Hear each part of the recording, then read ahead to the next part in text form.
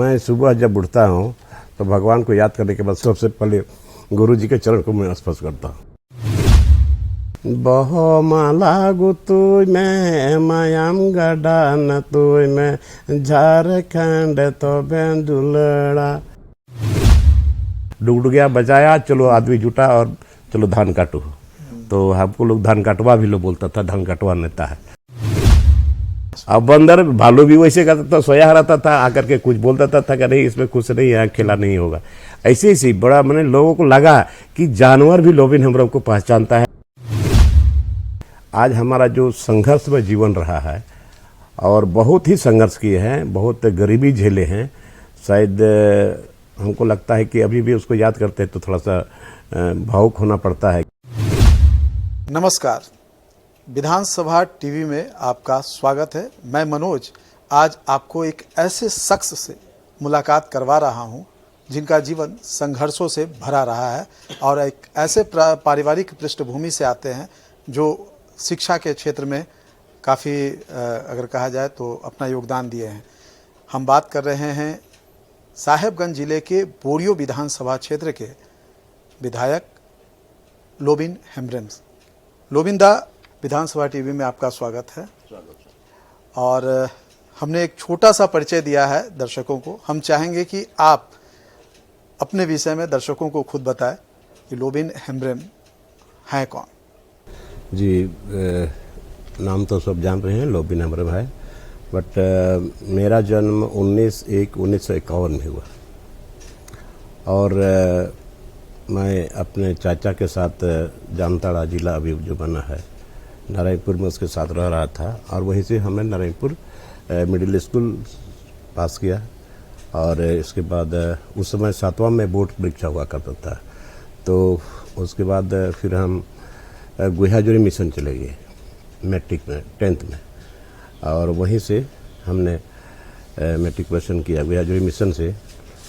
और इसके बाद फिर गोड्डा कॉलेज में इंटर में हमने नाम लिखाया था। बट ऐसा था पारिवारिक स्थिति घर में ठीक था, लेकिन हमारे चाचा की जो बेटी है उनकी शादी हमारे जो अभी हमारा ससुराल है भागाबांध में, उनकी हमारे चचेरी बहन की शादी हुई थी। तो वो दोनों एक्सपायर कर गए। तो हमारे जो बहनोई थे तो उनकी एक ही बहन है और पिताजी ससुर नहीं। तो छोटी उम्र में मैं जब भाई अकेले थे वो भी एक्सपायर कर गए, इसके बाद अकेली माँ रह गई। तो इसको पढ़ने का मौका नहीं मिला। मैंने आज तक वो स्कूल का दरवाज़ा तक नहीं देखी थी। फिर उधर के गार्जियन और हमारे गार्जियन लोगों ने बात किया कि हम लोग पुलिस से हम लोग का संबंध बना हुआ था, लेकिन इसको हम लोग ख़त्म नहीं करेंगे। तो फिर हम दोनों की शादी हुई और शादी होने के बाद हमने गोड्डा में इंटर में नाम लिखाया था। तो स्टाइपेंड बहुत कम मिलता था, तो हमने वहाँ से स्टेट बस में जाना और फिर वहाँ से आना, पैसे की भी बहुत कमी थी। तो हमने ये स्टाइपेंड पैसा से हमने कुछ शकरकंद खरीदा। वो गोड्डा हटिया में बहुत आजकल भी बिकता है प्रत्येक शनिवार को। और वही शकरकंद ले करके हम फिर उसको स्टेट बस पे ले जाते थे। स्टेट बस पे ले जाने के बाद फिर उसको माथा में ढो करके हम जाते थे ससुराल। और फिर उसको रविवार के दिन हमारे यहाँ अभी बहुत बड़ा हटिया लगता है और डुमरिया हटिया, तो वहाँ हम बेचते थे। और बेचते बेचते वो उसी पैसे से हमने उस समय एक साइकिल खरीदा, एवोन साइकिल। तो बहुत गरीबी थी और चूँकि वहाँ घर के भी काम करने वाला कोई नहीं था, तो फिर हम अपना पढ़ाई लिखाई बंद कर दिया और वहीं रह करके अपना खेती उती करते थे।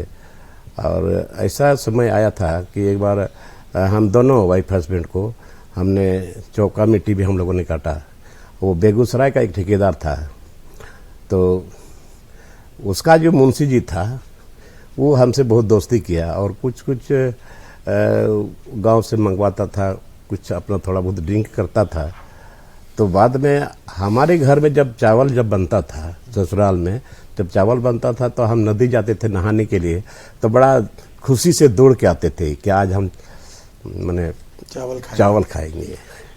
इसके बाद जब हम वहाँ एक नहर का काम चल रहा था, दोनों आदमी हम लोग मिट्टी काटते थे, तो उसकी मुंशी जी से हमारी दोस्ती हुई और उन्होंने हमको कहा कि ऐसा करिए, जो आपका जो खाना घर से आता है और उसके लिए टिफ़िन में आता था, मैंने उस पर चावल था, दाल, सब्जी, अचार, पापड़, अलग से घी भी मिलता था। तो हमारा जो मकई का भात जो पत्री पहुंचाती थी, तो उसको खाने के एक दिन दिए, अपने बोला कि हम आपका खाना खाएंगे। तो वो खाए हमारा मकई का भात चावल जब बना था, तो हमारा वो टिफ़िन वाला खाना हमको दे दिया। तो हमको लगता था कि हमारा सौभाग्य है कि आज हम इतना मैंने चावल और दाल, सब्जी, घी वगैरह, पापड़ वगैरह, मतलब गरीबी का जो एक स्ट्रीम कहा जाए वो आपने देखा है। आप उस क्षेत्र से भी आते हैं दादा, जो कि काफी पिछड़ा इलाका माना जाता है। अगर हम बात साहेबगंज की करते हैं, बात अगर हम बोरियो की करते हैं, आप वैसे परिवार से भी आते हैं। हालांकि आपके पिताजी शिक्षक थे, तो शिक्षा आप आगे नहीं ले पाए, इसका तो मलाल रहा होगा। बिल्कुल बिल्कुल कि मलाल तो रहा ही, बट हम आगे की पढ़ाई नहीं कर सके। तो उसी समय में माननीय गुरुजी शिबू सोरेन का जमीन का आंदोलन चला था महाजनों के खिलाफ में, तो हम उसमें बहुत बढ़िया भूमिका निभाए। और माननीय गुरुजी का जहाँ जाके प्रोग्राम होता था, हम साइकिल से जा करके गांव के इलाके लोगों को हम खबर करते थे कि गुरुजी आने वाले हैं, हमारे शिबू सोरेन आने वाले हैं, वहाँ आम सभा होना है। तो बहुत लोग जुटते थे इनको देखने के लिए, 50,000 लाखों की भीड़ जुटती थी। तो उसमें सारे जो छोटे बड़े नेता थे सब लोगों का भाषण हो जाता था, और हमको कुछ आता नहीं था, हमको सिर्फ गाना आता था और बांसुरी बजाना आता था। जब सबका भाषण हो जाता है, इसके बाद गुरुजी बोले थे कि लविन तुम अपना शुरू करो। तो वही गाना। दादा आज गुरुजी तो यहाँ पे अभी है नहीं, लेकिन हम चाहेंगे जो गुरुजी बोलते थे और आप सुनाते थे, 2 लाइन दर्शकों को सुना दे। गाना जी दादा 2 लाइन। देखिए, गाना तो बहुत तरह का गाते थे, बांसुरी बजाते थे। तो गाना मतलब जैसे झारखंडी गाना गाते थे, उसमें गाते थे कि क्या बना, बहुत तरह का गाना। अब हमको बस 2 लाइन, एक अंतरा जो दिल से निकल सके। हाँ, याद कीजिए एक बार फिर से उन दिनों को कि गुरुजी के साथ में आप कार्यक्रम कर रहे हैं, लाखों की भीड़ है। उसके बाद फिर देखिए वो गाना था कि बहो माला गुतुई में मयाम गड्ढा अतुई में, तबेम झारखंड तबेम दुलेड़ा। इसको गा के सुना दीजिए दादा, 2 लाइन, बस सिर्फ 2 लाइन। बहो माला गुतुई में मयाम गड्ढा नतुई में, झारखंड तबेम दुलेड़ा। वाह वाह, है ना। तो इसका मतलब क्या था? मतलब ये था कि उस समय चूंकि हम लोग का राज्य अलग नहीं हुआ था, तो ये राज्य लेने के लिए जो हमारे गुरुजी का जो पहल था, इन्होंने जो प्रत्येक वर्ष दुमका 2 फरवरी में बोलते रहते थे कि यहाँ अलग राज्य होना चाहिए, यहाँ मेडिकल होना चाहिए, इंजीनियरिंग कॉलेज होना चाहिए। तो ये राज्य अलग होने के लिए इस पर्पस इसलिए हमने गाया था कि आप माने सिर कटा दो और खून का नदी बहा दो, तभी आप झारखंड ले सकोगे। ठीक है, ये ऐसी तरह के बहुत सारे गाने हैं।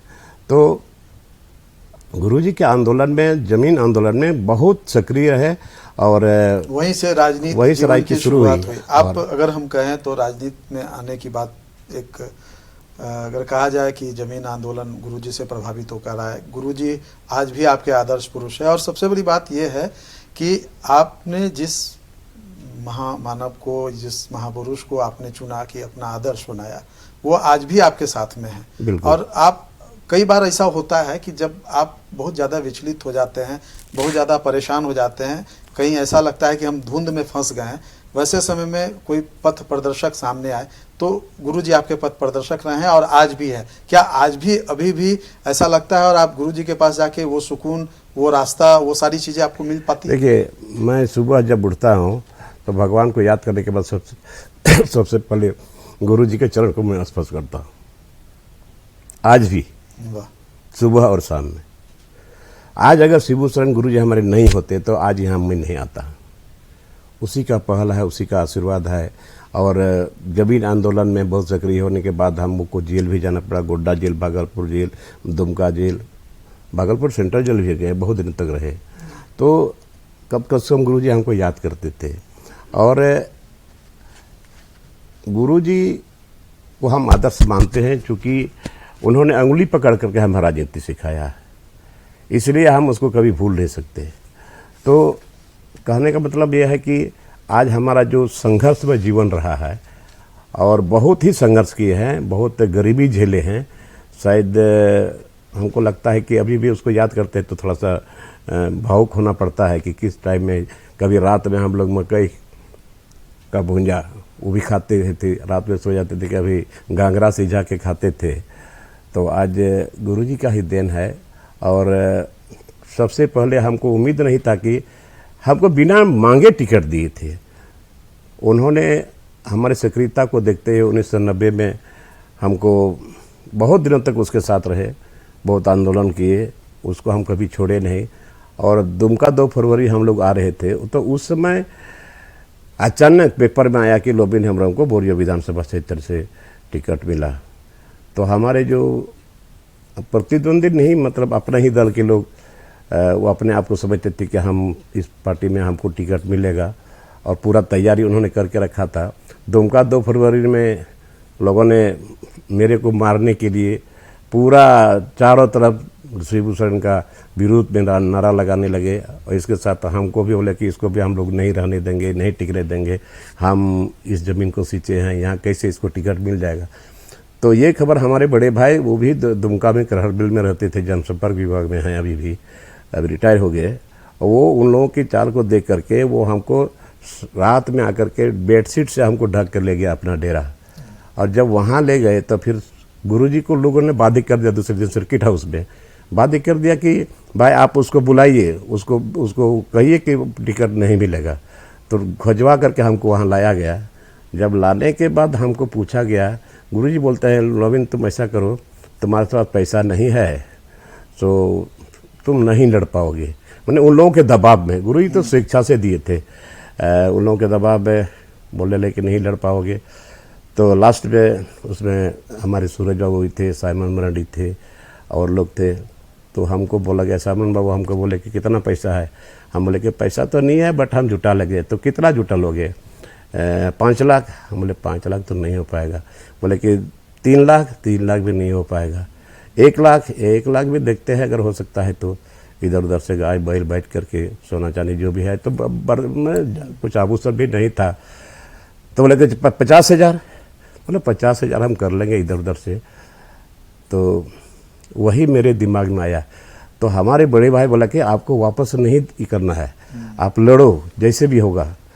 तो टिकट मिला। और जब वहाँ से आए तो रास्ते में मेरे दिमाग में वही चलने लगा कि 50 लाख 50,000 50,000 50,000 कहाँ से आएगा। हम पत्नी का कुछ है ही नहीं। हाँ। तो जो भी गाय बैल है, बकरी है, सब सोचते हैं चलो 10,000 भी नहीं पुरता है। तो फिर भी हम बोले चलो जो भी होगा। लेकिन जहाँ जहाँ हम जमीन का आंदोलन किए थे वहाँ से लोगों ने हमको घर घर मैंने पैसा उठाया और चावल भी उठाया, और 8,000 रुपया हुआ और 8 बोरा चावल भी हुआ, और उसी से हम इलेक्शन लड़ाई लड़े। 8 बोरा चावल, 8 बोरा चावल। तो वही बाद में गुरुजी बोले कि तुम 25,000 50,000 खर्चा करते तो 50,000 से, और 8,000 से लीड किए। वाह। तो वही गुरुजी हमको बोलते थे कि तुम उससे, और लेकिन फिर भी बहुत अच्छा काम किए। हमको मौका मिला 5 साल, इतना बढ़िया खटे। अपना पैदल गाड़ी नहीं थी मेरे पास, मैं पैदल चलते चलते गांव का गांव हम लोगों से मिलते रहे, उनकी समस्या को सुनते रहे। शायद वही वजह है कि तो गांव-गांव घूमने का नतीजा है कि उसके बाद आप लगातार, अगर हम 2004 से 14 से 19 का, हाँ, तो नहीं, उसमें बीच में 95 में 95 में पहली बार जीते।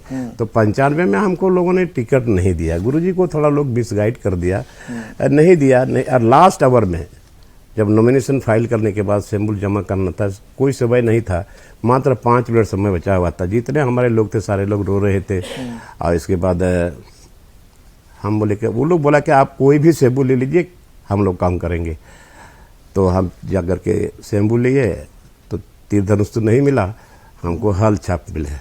और हल छाप से लड़ाई लड़े और 10,500 से लीड किए थे। निर्दलीय। इसके बाद फिर पुनः पार्टी पे उस समय तो राज अलग नहीं हुआ था, फिर हम जीत करके गए पटना, तो वहाँ सूरज बाबू के अपना डेरा में सारे नए नए विधायक लोग गए थे। तो फिर भी हम जानते हैं कि हाँ गुरुजी हमारे यहाँ हैं, वो दिल्ली जाने वाले हैं। हम सोचे कि चलो, तो रिक्शा से हम वहाँ गए और जाने के बाद बाहर में ही हम बैठे हुए हैं रिक्शा पर ही, तो लोग देख रहा है। फिर हम सोचे हम अपने से जाएं नहीं जाएं, क्या लोग बोलेंगे नहीं बोलेंगे, तो हम चुपचाप रहे। तो कुछ देर बाद सारे लोग मिले गुरुजी से। इसके बाद फिर गुरुजी निकल गए, एयरपोर्ट चले गए। मैं रिक्शा से बोला कि चलो बाबू जरा जल्दी हमको पहुंचाओ। जब वहाँ गए तो फ्लाइट कुछ लेट होने के कारण शायद वो लोग बैठे हुए थे, हम भी जाके बाहर खड़े हैं। तो किसी ने गुरुजी को बता दिया कि गुरुजी हम लॉबी नंबर में आया हुआ है। सबको बोला कि जल्दी निकलो यहाँ से, जल्दी सब निकलो, और बोला कि जाओ उसको ले आओ यहाँ प्रेम पूर्वक। तो फिर बैठाने के बाद बोले कि लोबिन तुम कैसे जीत गया? हम बोले आपका आशीर्वाद से जीते हैं। हालांकि इनको भी लोगों ने ले गया था मेरे खिलाफ में, और हमारा एक बुलेट साइकिल हम खरीदे थे 5 साल में, तो वही बुलेट मोटरसाइकिल से हम लड़ाई लड़ रहे थे। तो हमारे अगेंस्ट में वहाँ शत्रुघ्न सिन्हा का हेलीकॉप्टर, माननीय लालू यादव जी का हेलीकॉप्टर, और हमारे गुरुजी का सूरज बाबू का हेलीकॉप्टर, उन्होंने गर्दा उड़ा दिया। और हम एक बुलेट मोटरसाइकिल से ही लड़ाई लड़ते, वही 10,500 से जीते थे। तो हम गुरुजी को बोले कि आपके आशीर्वाद से जीते हैं, आपका चला है, हम कहाँ जाएंगे, आप ही के रास्ते पर हम रहेंगे, लेकिन हम लड़ाई तो लड़े, लेकिन जनता जनार्दन ने आशीर्वाद दिया। तो फिर हमको पार्टी में भी लाने के लिए ये लोग बोरियो गए।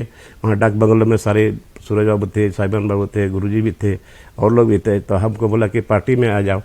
तो वहाँ बहुत पूरा लोग जमा थे। तो हमने गुरुजी को कहा, गुरुजी आप तो हमारे आदर्श हैं, आप किस कारण से टिकट नहीं मिला? मैंने एक तरह से हमको बहते हुए पानी में हमको ढकेल दिया गया था, लेकिन पब्लिक ने हमको छांक के रखा। तो अगर अभी इन लोगों का आदेश हो जाएगा तो मैं आ जाऊँगा। सही में सब लोगों ने बोला नहीं आप मिल जाओ पार्टी में। तब फिर वही पार्टी में मिलाया गया। तब फिर हम लड़ाई लड़ते रहे और अभी तक यहाँ तक है। और गरीबी तो बहुत झेले हैं, बट आज गुरुजी का ही देन है कि आज हम यहाँ तक है। और सच्चाई का लड़ाई हम लड़ते हैं, क्योंकि उन्होंने ही हमको कहा था कि सच्चाई। और एक बात, तब जिस समय महाजनी आंदोलन चल रहा था, तो हमको मारने के लिए महाजन लोग सड़क के पुल के नीचे लोग बैठे हुए थे बम लेकर के। तो मैं आ रहा था साइकिल से, तो इधर से लोग बचाने वाला का बहुत है। इधर से लोग जा रहे थे, वो तो बोले कहाँ जा रहे हैं आप? बोले कि नहीं हम तो घर जा रहे हैं। लेकिन नहीं मत जाइए, वहाँ पुल के नीचे लोग बैठे हुए हैं, आप मारा जाओगे। तो फिर हम वहाँ से लौट गए।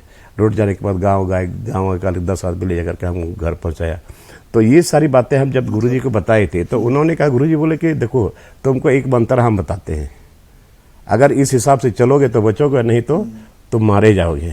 बोले कि तुम, हाँ गुरुजी क्या बात है, क्या मंत्र है? तो बोला कि तुम जहाँ खाओगे वहाँ नहीं सोना है, और जहाँ सोओगे वहाँ नहीं उठना है। तो हम समझ नहीं पा रहे थे कि आखिर क्या किस तरह का बात गुरुजी बोल रहे हैं। तो हम बोले नहीं गुरुजी, हम आपकी बात को नहीं समझ पाए, गुरुजी एक बार बता दीजिए। अरे तुमको समझ में आना चाहिए ना, तुम जहाँ खाओगे, चाहे घर में या कहीं दूसरे में, जिस घर में खाना खाओगे वहाँ मत सुतो, दूसरे जगह सुतना, और वहाँ सोए हो तो तुम सुबह में कहीं दूसरे से उठ जाना। और हमने वैसा पहल किया भी, है ना। तो मंत्र जो है काम आया। जी काम आया है, और आज भी आप उसको फॉलो। और चूंकि राजनीति का जोश हमको चढ़ेगा था आंदोलन करने का, तो हमारी सास, हम घर में काम छोड़ के चल जाते थे। डुगडुगिया बजाया, चलो आदमी जुटा और चलो धान काटो। तो हमको लोग धान काटवा भी लोग बोलता था, धान काटवा नेता है। तो हमारी सास बिगड़ जाती थी कि आप कैसे चले जाते हो बिना कहे सुने, घर का काम छोड़ के आप चले जाते हो, या घर का काम खराब हो जाता है। बार बार वो डांटते थे रात में जब आते थे। तो हम गुरुजी को ये बात बताए। तो उस समय ललमटिया में गुरुजी का बहुत ज़बरदस्त कार्यक्रम हुआ था। तो सामने हमने गुरुजी को कहा कि गुरुजी ऐसा है, सास हमारी बहुत डांटती है, तो थोड़ा सा आप उसको समझाइए ना। तो बोले कि चलो सुबह हम उसी होकर गुजरेंगे, तुम लोटा पानी लेके तुम लोग वहाँ पर आ जाना, हम जैसे होगा समझाएंगे। ठीक वहाँ पर लोटा माला सब, हमारी पत्नी भी, हमारी सास भी, और गांव के लोग थे। गुरुजी को बंगला पहनाए, लोटा पानी दिया। इसके बाद उसको बोला कि चलिए आप थोड़ा सा, माँ आपसे थोड़ा कुछ बात करेंगे। अलग में ले गया, क्या बात किए नहीं किए उस दिन से जैसे सांप को जड़ी सुंघाता है, उसी टाइप से वहां सारी का दूसरे से उसका बोली विचार बंद हो गया, डांटना उठना बंद कर दिया, हम फ्री हो गया और थोड़ा सा आंदोलन करने लगे। लेकिन जेल के टाइम में सपोर्ट का जेल के टाइम में मैंने एक तरह से कहा जाए घर में कोई नहीं था मेरे सिवा, और हमारी पत्नी बच्चे तो छोटे छोटे थे। ये तो हमारा बड़ा बेटा वो छोटा था। अब मैंने अकेली हमारी पत्नी और हमारा छोटा बेटा एक था, वो उसका क्या आप लोग बोलते हैं दूध जो छठी होता है, छठी हुआ। और इसके बाद एक कुमरसी गांव में वहाँ पर हम लोगों ने जमीन धान काटना शुरू किया था। वहाँ उस समय थे गोड्डा में यूडी चौबे कमिश्नर, उसमें गोड्डा जिला नहीं बना था। तो उन्होंने पहल किया और इतना फोर्स भेज दिया था, तो हमको गांव में ही एडजस्ट कर लिया। दादा, हम अरेस्टिंग के बाद की कहानी भी सुनेंगे आपसे, जानेंगे, बड़ा रोचक जानकारी मिल रही है। और जेल में कैसे आपने समय गुजारा हम वो भी सुनेंगे। लेकिन इससे पहले एक छोटा सा ब्रेक लेते हैं। इस ब्रेक के बाद हम जानेंगे कि लोबिन हेम्ब्रेम किस तरीके से जेल पहुंचे, जेल की यात्रा उनकी कैसी रही और इस यात्रा में किन लोगों का साथ मिला। इसके साथ लोबिन हेम्ब्रेम अगर राजनेता ना होते तो फिर क्या होते।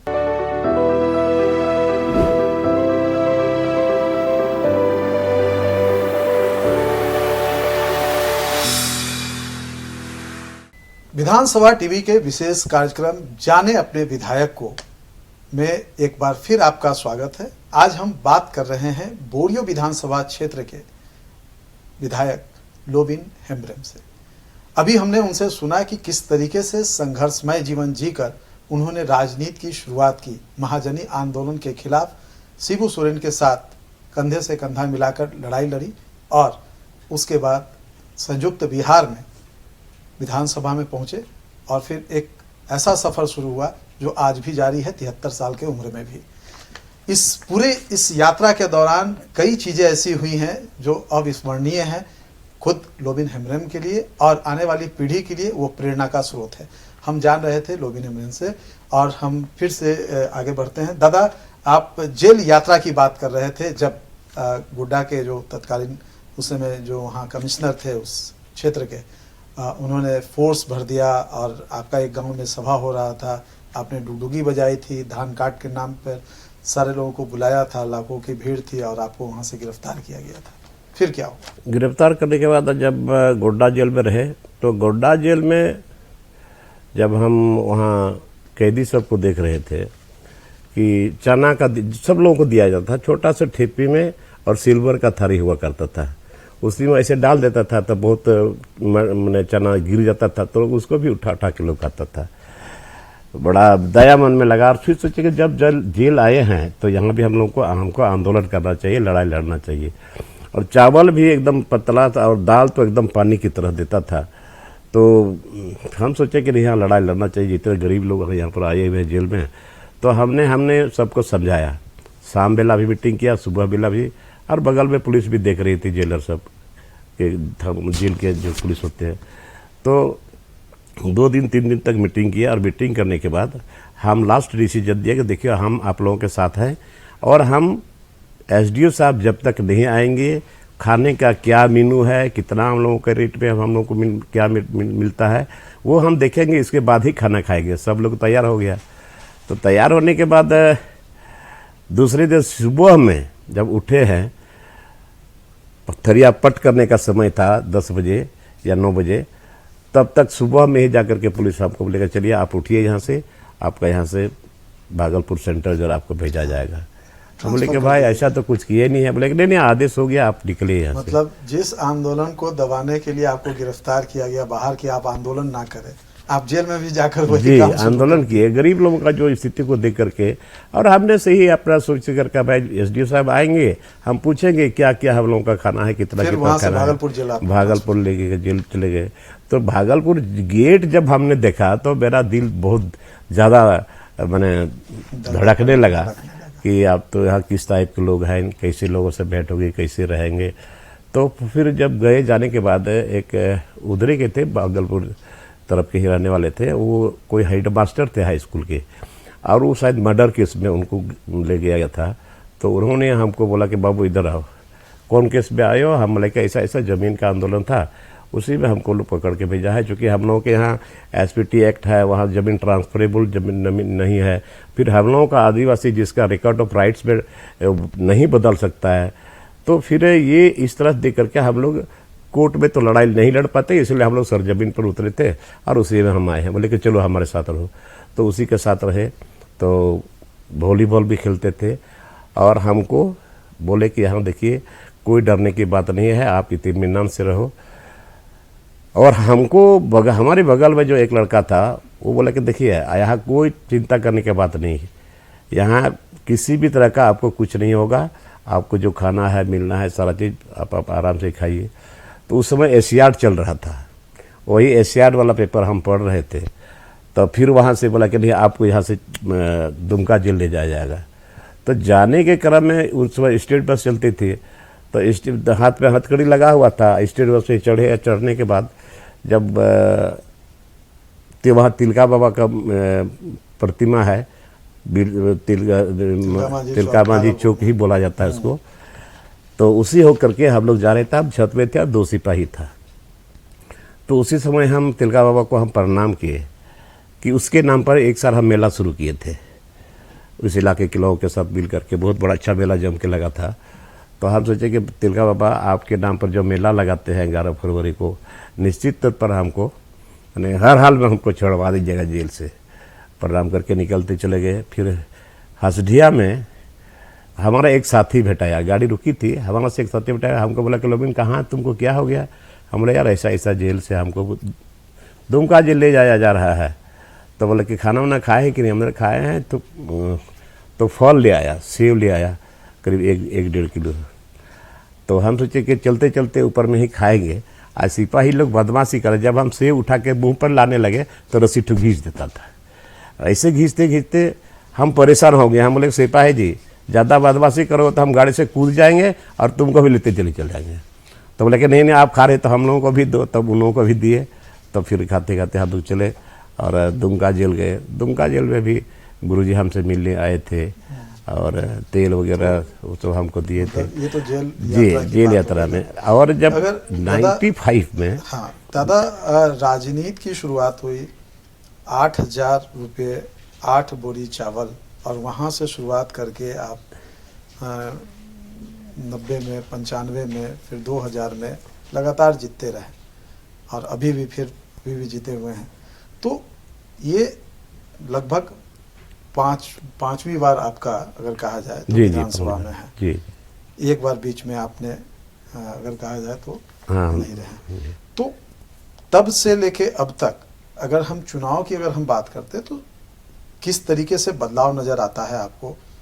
8,000 रुपया में जो लोबिन हेम्ब्रेन जीते थे, 8 बोरी जो जनता से इकट्ठा किया हुआ पैसा, आज 8 करोड़ रुपया भी लगता है कि चुनाव में कम पड़ रहा है। तो इसको किस रूप में देखते हैं? और इसमें अगर कहीं ऐसा नजर आता है कि कोई चीज़ ऐसी हुई हो इन 5 चुनाव के दौरान जो आपको दूसरे से चुनाव लड़ने के लिए जो अंदर से जो ताकत मिलनी चाहिए वो मिली कि भाई हमारे पास पैसा नहीं भी हो तो हमारे पास ये चीज़ है?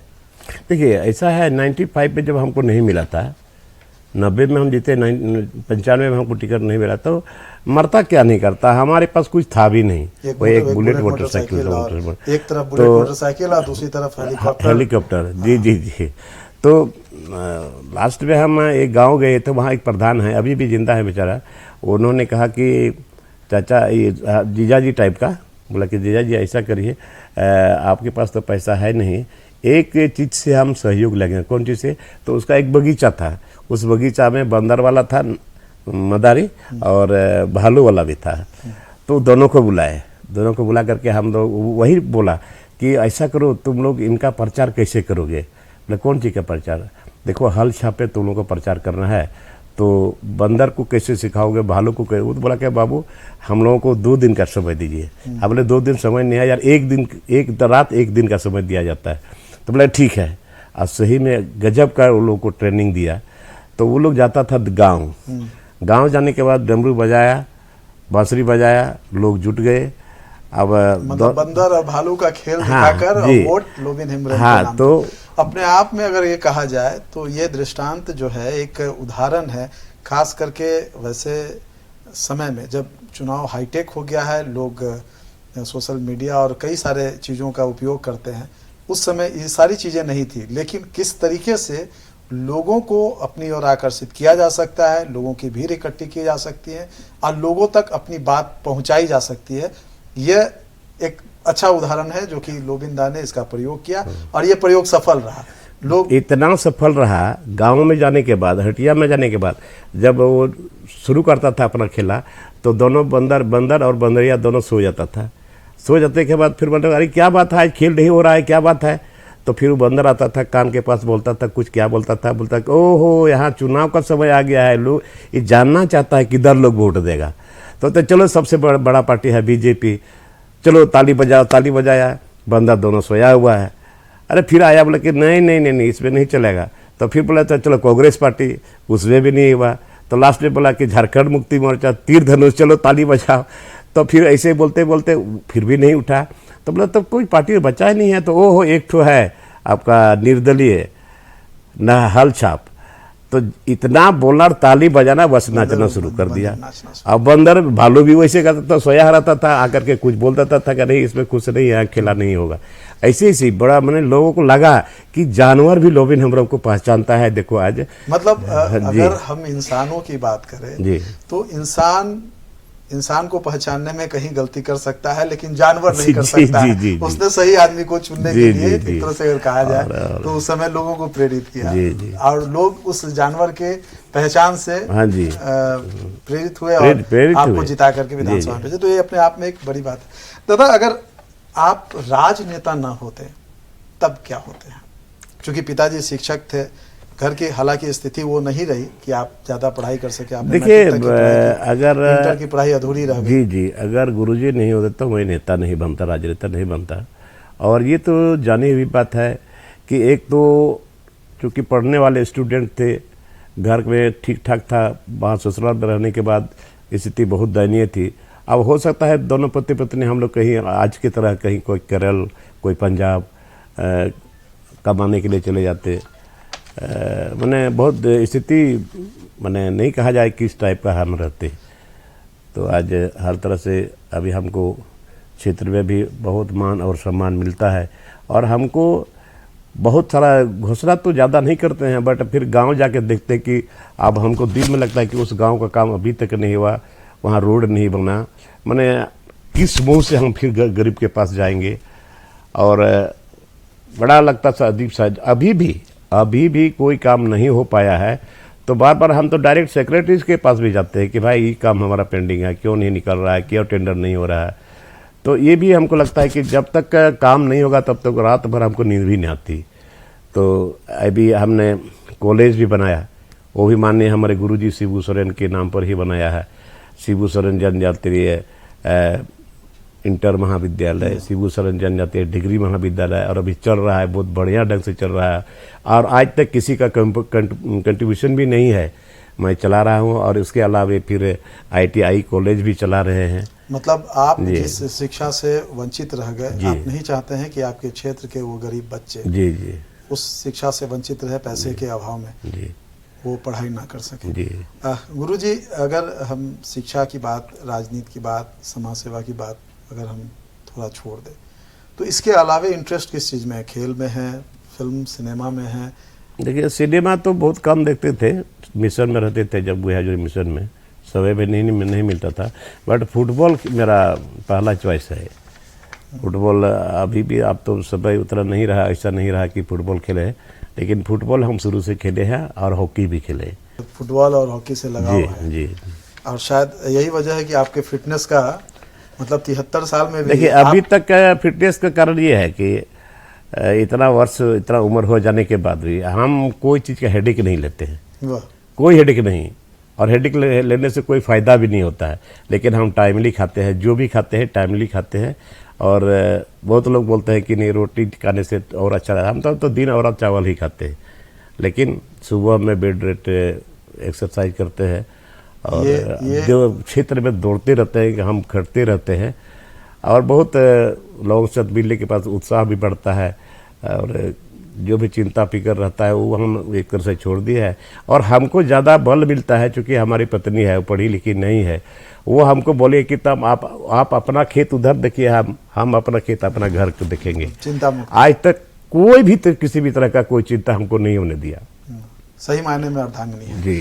लेकिन लोबिन हेम्ब्रेम का यह जीवन पद्धति जो है, वैसे लोगों के लिए, आप उन सभी दर्शकों के लिए अगर कहा जाए तो काफ़ी मायने रखता है, जो 73 साल की उम्र में भी जवान होना चाहते हैं और उसके लिए जिम और बहुत सारे जिम जाना पसंद करते हैं या कई दूसरे उपाय करते हैं।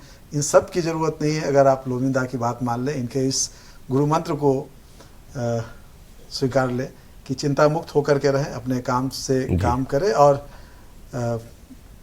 अभी भी एक्टिव रहें। हाँ, तो अभी भी बहुत शायद एक्टिव तब रहते हैं। आपके चेहरे पे जिस तरीके से लोबिन दा के चेहरे पे आज भी कोई 73 साल की इस उम्र में भी कोई अगर कहा जाए तो किसी भी तरह के बुढ़ापे का कोई निशान नहीं है, वो आपके चेहरे पे भी ना होगा। खैर, इससे हम आगे बढ़ते हैं। तो फुटबॉल और हॉकी जैसा बता रहे थे कि आपका ये दोनों एक पसंदीदा।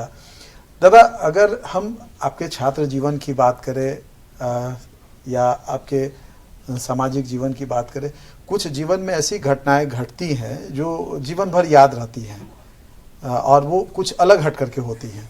तो ऐसी कोई घटना अगर याद आ रही है तो आप चाहेंगे कि दर्शकों को बताएं। देखिए, जीवन में ऐसा मेरे साथ जो नहीं हुआ। रोचक होता है, जो मतलब आपको लगता है कि नहीं, ऐसा है। अभी हम चूँकि बहुत ज़्यादा क्षेत्र में तो है, पॉपुलैरिटी है मेरा, ये बहुत अच्छे से लोग जानते हैं। अभी हमको गांव में जाने के बाद भी लगता है कि हम अभी अभी जीत के आए हैं। इतना स्वागत, इतना लोटा पानी, वाह, फूल माला, तो ये सब लगता है कि अभी अभी जीत के आए हैं। तो इतना लोगों का मान और सम्मान और प्यार जो मिलता है तो उससे हमारा मनोबल और बढ़ता है। और चूँकि हम गरीब के पास में कोई राजनीति की बात हम नहीं करते हैं। गरीब के पास खाली डेवलपमेंट का काम। अभी हम घर में, आप जानते हैं, अभी भी अगर आप चले जाएं तो प्रत्येक संडे को हम दवा देते हैं। मिर्गी का, जॉन्डिस का, बवासीर का, लिकोरिया का दवा देते हैं फ्री ऑफ कॉस्ट पे। अभी डायरी मेंटेन किए हुए हैं, कितने लोगों का नाम है उस पर, तो अभी भी ये चल रहा है। अच्छा, ये दवा जो देते हैं दादा, ये कई ऐसी बीमारी आपने बताई जो सब असाध्य है और उसके लिए लोग कहाँ कहाँ नहीं जाते हैं इलाज कराने के लिए। तो क्या है ये दवा, किस तरीके से देते हैं और कब से ये दे रहे हैं और इससे लोगों को कितना फायदा हो रहा है? ये दवा हमारे दादाजी देते थे। अच्छा। हमारे ग्रैंडफादर। तो ये सारी चीजें जड़ी बूटी है? हाँ, जड़ी बूटी टोटल। अच्छा। तो वो देते थे। इसके बाद हमारे पिताजी भी सीख लिए और हमारे पिताजी भी हम ही लोगों को बोलते थे कि या ये जड़ी वो लाओ, ये जड़ी वहाँ से लाओ, ऐसा ऐसा। तो हम लोग 3 भाई हैं, तीनों भाई हम लोग जानते हैं। अच्छा। और कौन कौन से बीमारी एक बार दर्शकों को? इसमें मिर्गी है, मिर्गी है, जॉन्डिस है, बवासीर है और लिकोरिया। ये 4 दवा 100% गारंटी है। और मीडिया वाले लोग भी गए थे, पत्रकार लोग भी गए थे, वो हमको दवा देते हुए देखे थे। तो उन्होंने भी पेपर में दिया था। तो बहुत दूर दूर से चतरा, लोहरदगा से भी लोग आते हैं, उधर आपका बंगाल से भी लोग आते हैं, बिहार से भी, पूर्णिया, कटिहार से भी लोग आते हैं। और कोई कुछ नहीं, हम उससे 1 पैसा लेना देना नहीं है। दवा अभी भी दे रहे हैं। ये जो दवाएं हैं दादा, जो जड़ी बूटी है, क्योंकि झारखंड अगर हम कहें तो प्रकृति ने इतना कुछ दिया है। जी जी जी। और जंगल जमीन की बात हम लोग करते रहे हैं यहाँ पर, वो भरपूर मात्रा में। ये सारी चीजें आपको मिलती कहाँ से है? क्या अभी भी साहेबगंज के इलाके में ये सारी चीजें हैं या दूसरे जगह से आपको लाना पड़ता है? नहीं, वो तो मिल जाता है। जब मिल जाता है, जब नहीं मिलता है तो उस समय सोचने के लिए मजबूर होना पड़ता है कि हम बहुत बड़ा गलत कर रहे हैं। जब हम उखाड़ के लाते हैं, कोड़ के लाते हैं जड़ी, तो हमने एक भी जड़ी को नहीं लगाया, उस समय दिल को लगता है कि हम गलत कर रहे हैं। हमको जड़ी उखाड़ने के पहले एक जड़ी लगाना चाहिए, और तो फिर बाद में कहाँ मिलेगा ये सब। तो बहुत कीमती है। कीमती मैंने अभी भी अवेलेबल है, बट अभी दे रहे हैं लोगों को। और उसके अलावे हमने क्षेत्र में पूरे जगह ऐलान कर दिया है कि हमारे क्षेत्र के जितने लड़के लोग हैं जो रांची में पढ़ते हैं, खाली हमसे बात करो। और हम उसके लिए जो मैंने भाड़े के मकान में रहते हैं, लॉज में रहते हैं, पैसा लगता है, बिजली भाड़ा लगता है, हम अभी भी क्षेत्र के लोगों को, जितना हमारे लड़के लोग हैं, हम अभी उन लोगों को रख रहे हैं कि कम से कम बिजली, पानी, पंखा, और बीच बीच में चावल वगैरह भी दे देते हैं। अभी 65 लोगों के लिए एक रूम है वहाँ, अभी 65 लोग रहते हैं। और खाना बनाने के लिए किचन भी बना दिए हैं, गैस का उपलब्ध है, डेप्सी लोया सारा चीज़ हम दिए हुए हैं। मतलब जिन तकलीफों को आप जी, झेले हैं, बच्चे उन जी तकलीफों को ना झेले। जी। ऐसे हम बाजार वगैरह जब जाते हैं, हटिया वगैरह कहीं जाते हैं, हटिया तो जाते ही जाते हैं, तो हटिया में हमारे आदिवासी जो गरीब लोग हैं, जो लकड़ी ढो करके, चाहे एजेड बूढ़ी औरत है या छोटी बच्ची है, नहीं बिकता है, हम देख रहे हैं, तो हम अपना 1000 उसको चेंज करके सबको हम 50-100 करके 50 करके हम देते हैं। अच्छा दादा, क्योंकि ये हम जो गरीबी आप बता रहे थे कि जो आप जड़ी बूटी देते हैं, आपके दादाजी ने शुरुआत की, आपके पिताजी उसको आगे बढ़ाएं और अब आप आगे बढ़ा रहे हैं। ये अब आपके संतान या और जो दूसरे कोई व्यक्ति हैं जिनको आप सिखाएंगे, ताकि आने वाली पीढ़ी आपके बाद भी इसको आगे इस परंपरा को रखे, जड़ी बूटी के माध्यम से लोगों का इलाज कर सके, उन्हें फ़ायदा पहुंचा सके, कुछ ऐसा भी आप कर रहे हैं? हाँ, अभी तो हमारा बेटा भी दे रहा है। और उन तक ये पहुंचा जी जी। और वहाँ घर में एक लड़का है, अपना रिलेशन में ही है, उसको भी बताए, हम नहीं रहने पर वो देते हैं। ये तो जिंदा रखेंगे, इसको बिल्कुल जिंदा रखना है। और मतलब 100% दवा है, पूरा दावा के साथ है कि इसको ठीक होने दिनों का इलाज है दादा? देखिए, ये आपका मिर्गी अगर जो ज़्यादा पुराना है, ज़्यादा दिन हो गया, उसको इफेक्ट कर गया, तो उस पर थोड़ा टाइम लगता है, टाइम तो लगेगा ही। और इसके बाद जो बवासीर है, बवासीर भी बहुत तरह का होता है, तो ज़्यादा अगर बहुत पुराना है तो उसको तो उसमें भी थोड़ा टाइम लगता है। फिर भी मोस्टली हम ज़्यादा से ज़्यादा माने 30 दिन जो पुराना है और नया है तो उस पर कोई दिक्कत नहीं है। 15 दिन का खुराक देंगे, 15 दिन के पूरा ठीक हो जाएगा। और ये लिकोरिया तो अभी देंगे और कल से उसका फायदा नजर आएगा। और जॉन्डिस हम सुबह 9 बजे देंगे, शाम 4 बजे तक में एकदम यूरिन साफ।